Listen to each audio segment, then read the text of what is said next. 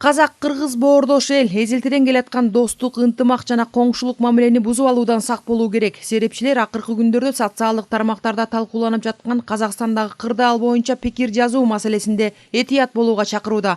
Белгиленгендей, учурда бийлик өкүлдөрү бардык мүмкүнчүлүктөрдү колдонуп, эл аралык макулдашылган нормалардын негизинде мыйзам чегинде иш алып барып жатат. Андыктан шашылыш бүтүм чыгарбай, ар кандай чагымчылдык аракеттерге жол бербей, ынтымак менен жакшы мамилени сактап калуу зарыл. Биздегидей окшоштук, тилибизби, маданиятыбызбы, салт санаабызбы, башкаларыбызбы окшош бирдей калк жок дүйнөдө. Биз провокациядан этият болуп, анан бул провокация деген нерсе ушундай экен. Бул жөнөкөй адамдардын арасынан чыкпайт. Бул кандайдыр адамдар келип алып, акырын сөздөрдү таратып, былгытып бир нерселерди айтып, тигинтип мынтип элди козутуп атпайбы. Мына ушунан этият болушубуз керек экен да.